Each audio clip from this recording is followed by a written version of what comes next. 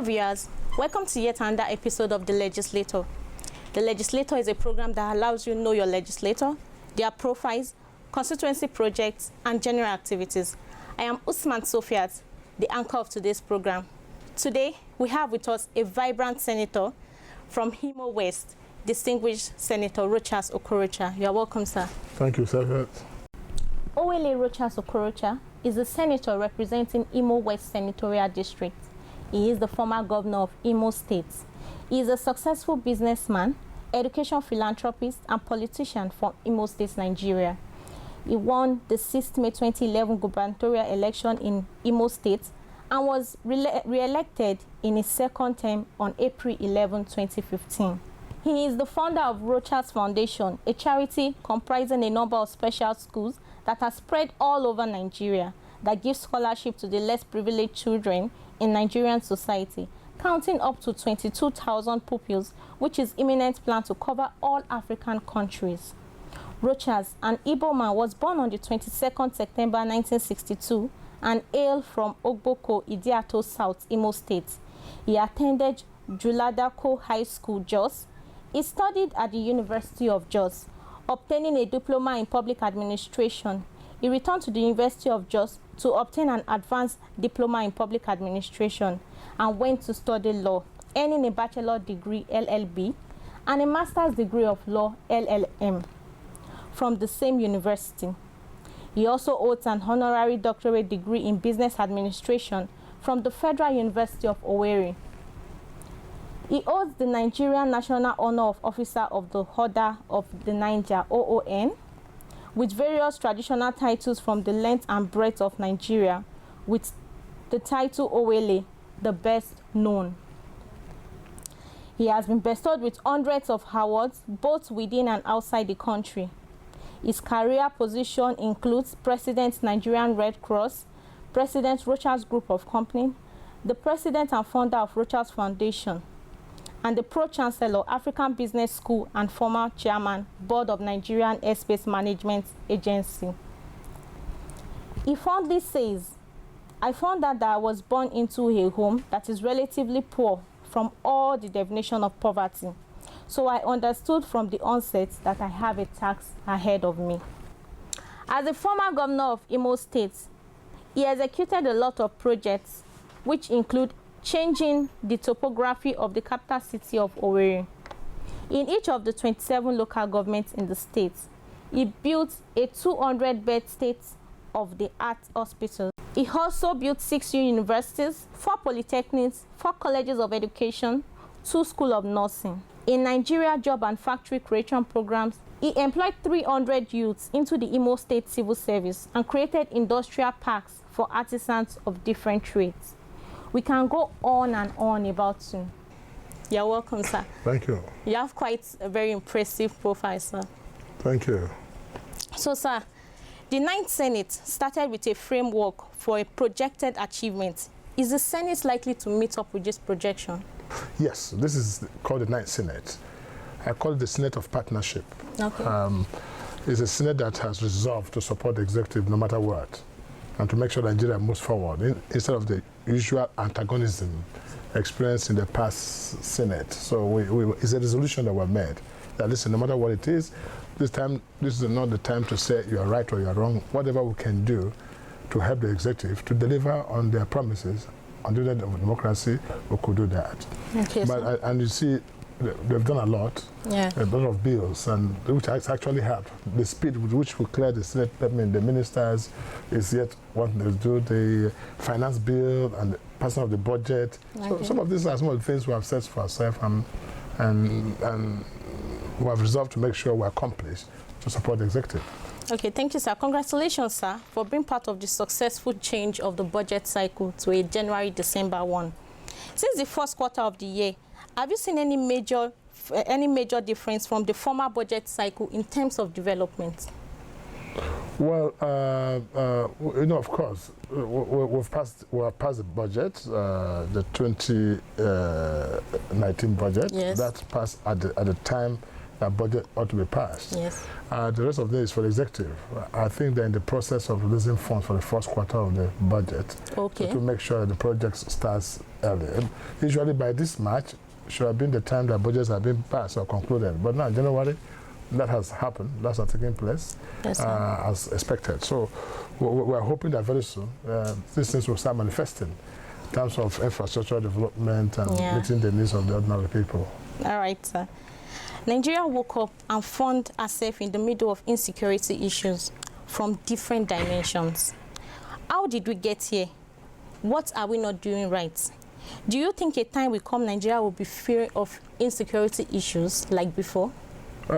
There's no society of mankind that is not faced with security of one sort or the other. But Nigerian case is becoming very major because despite the challenging economy that we have, issue of unemployment, issue of hunger, we also have this Boko Haram and other security challenges, herdsmen, kidnapping, and what have you. So all of them seem to have come together at once.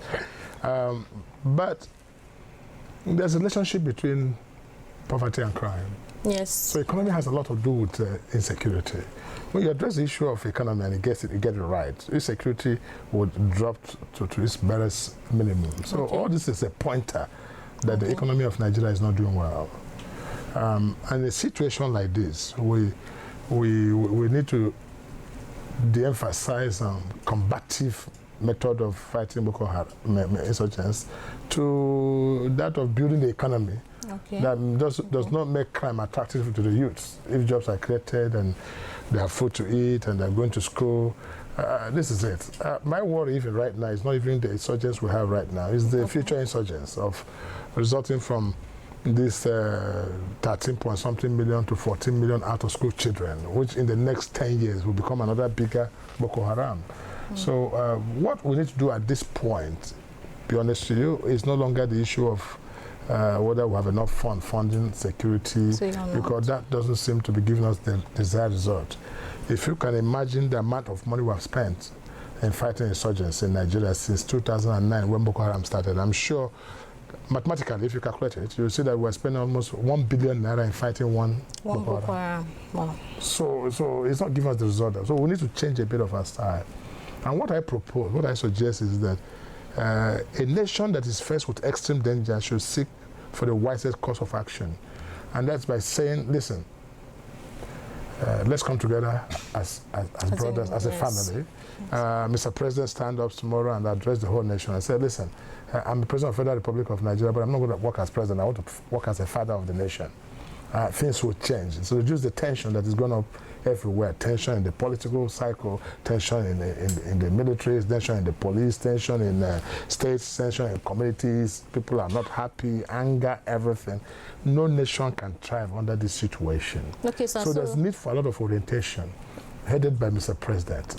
Subtle words, soft words, words that are reconciliatory. And even at every level, governors making such statements, senators making such statements, people begin to feel that, look, the system cares for them. And they can make that sacrifice themselves, even when they're hungry, even when there's no salary. It's about communication now. Our measure to fight this situation we find ourselves is communication. So, sir, you have on the school of thought that a good structure would help, in short, to eradicate security issues in Nigeria, building the economy, the education. For as long as listen, if you're increasing money to fight crime and economic challenges are getting, unemployment is increasing, you still have more problems. So if you have 10 soldiers and 10 bullets to fight 100 unemployed criminals, and tomorrow you increase to 500 soldiers and you have 10,000 unemployed criminals. You see, you're not measuring up. You just keep fighting all day. I'm talking about crime prevention rather than crime fighting. Is the way to go. What can we do to reduce the crime situation in Nigeria? Is to bring out in the citizenry the act of patriotism. Yes, sir. So they're no longer afraid of the military, not afraid of the police, but they have decided to love their country.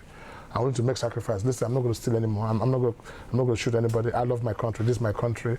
If I'm dying, I have no food. Look, I want to make sacrifice and see how I can help build my nation.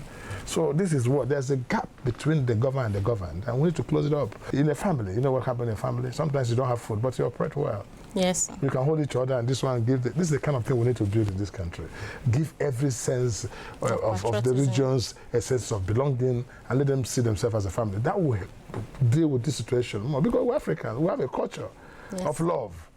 But you see, we're importing in toto the colonialistic way of fighting crime. You know, the American way, the British way, the German way. When we don't have the resources they have to fight the crime. So these are some of the things. When you don't have the money, you have to try other methods, which is where my best way of thinking that we should do this. Thank you very much, sir. That was well explained, sir. Sir, as the chairman, Senate Committee on Culture and Tourism, how would you situate culture and tourism in Nigeria? Do you think the 2020 budget allocation to culture and tourism would help improve the sector? Well, you know, again, we're back to it again, because we have been singing this old Nigerians' new national anthem of diversification. Yes. The diversification of Nigeria economy, and nobody seems to pay attention to it. And one of the ways to divert Nigeria economy is tourism. Nigeria itself naturally is a tourist attraction. From their language, from their well-being, from their dressing, from the way they speak, from the landscape, from whatever they have, it's naturally a tourist attraction. None has been developed. And look at what is going to happen now. Now that the oil price has crashed to $30 per barrel, the danger there is that in the next 4 months, we might not be able to pay salary. The economy might crash. And there's no alternative to support us. Agricultural sector is neglected, tourism sector is neglected. Though efforts have been made, but it's not enough, because Nigerians themselves don't even believe in it yet.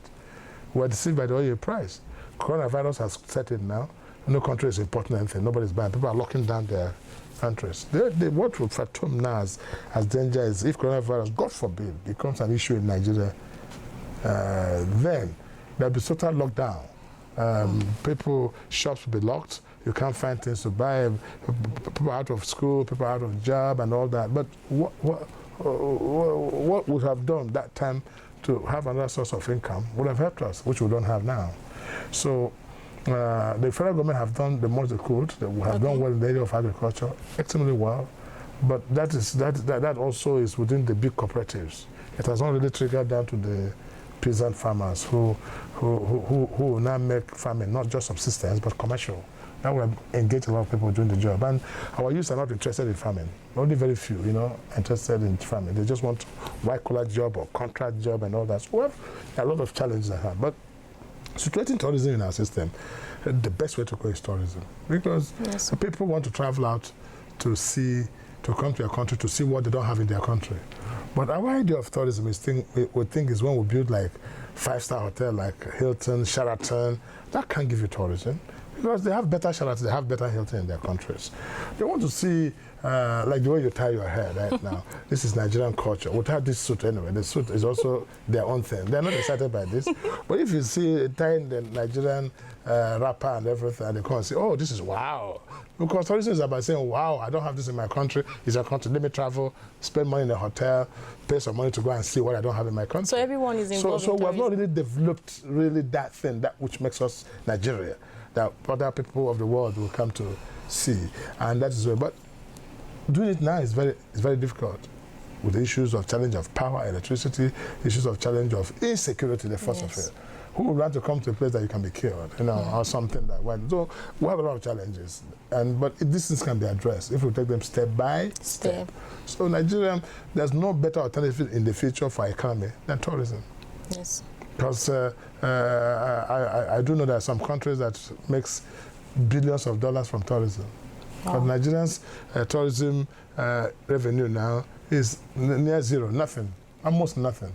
Okay, so the budget has not helped in any way? Well, what can the budget do right now? Tourism in Nigeria as it is, we don't have to wait for the budget. It should be a private thing, but we have to create an enabling environment for it to thrive. Okay. Yes, if it's a private thing, it should be more private, not everything government. Government are never good in business. Anything you get, government is not, but government ought to create the enabling environment such as security, such as power, electricity should work. So people, businessmen can now create a place of tourism, or government can partner with them. That's how to start. But I hope very soon, my plans will be that in the next year, I'm trying to develop some concept to start making use of what we already have. Take for instance, we have one big tourism potential, which is the entertainment industry. Yes. Imagine where I bring this kid, like Davido, Whiskey, the Flavor, and all these great musicians, and I said, look, we have a Nigerian concert, tourist concert or traditional concert of Nigeria, and it's going to take place. And so, do you know how many millions of people will come from African countries? And when they come, they check into a hotel, they pay for it. Each of them that comes to Nigeria will spend about at least $3,000. So, check it. We're making about $3 billion in one stretch, $300 million on one stretch. That's how the money comes in. So we can start from there. Yes. If we do that in Abuja, it will start.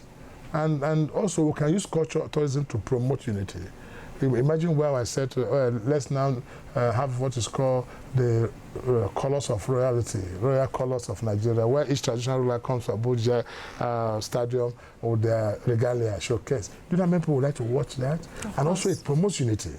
Because the tourism promotes unity, and we have not really, look, some people are born in the Igbo land and Yoruba land who has never traveled anywhere in the north.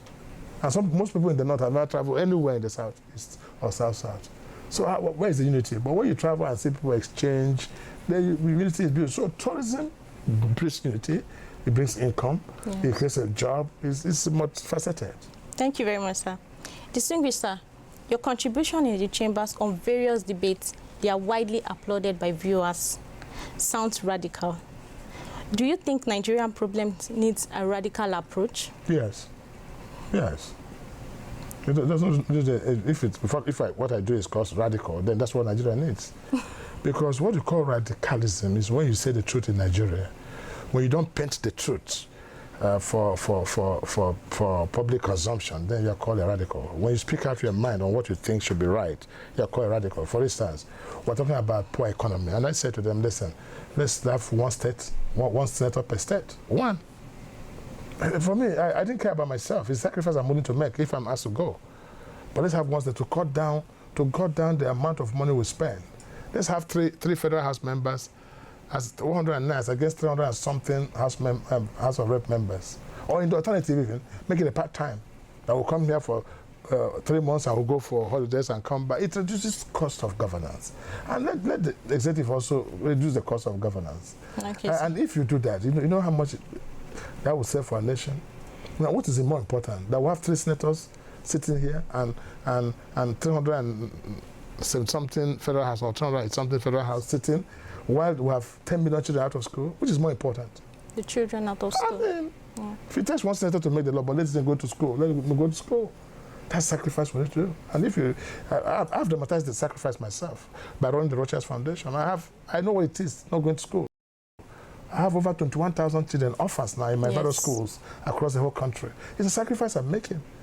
So this child can go to school because that is their whole life. Now the oil price has come down. Let's make sacrifice.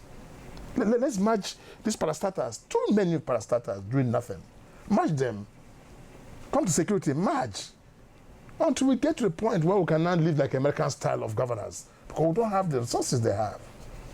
If we have to have 2 security outfits to make sure we get, let's do it. If we have to have one half, whatever we can do until we get to the point where we can now behave like those big countries, yes. Okay, sir, from what you said now, the ROCHAS Foundation has helped above 20,000 students across the world getting free and quality education. Yes. So, sir, how do you single-handedly fund this? Do you single-handedly fund the foundation? Sacrifice. I've never gotten any assistance from anybody in my life for the past 22 years.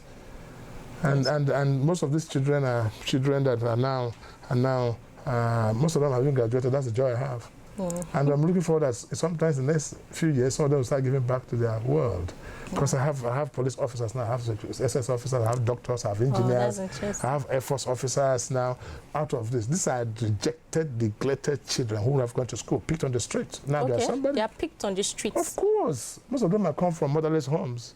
Okay. And one for Africa now, where we're taking 5 children from all African countries. Okay. So it's a sacrifice, and what you have decided to make, it's comfort. I believe I can stay with one shoe and one shirt and one trouser.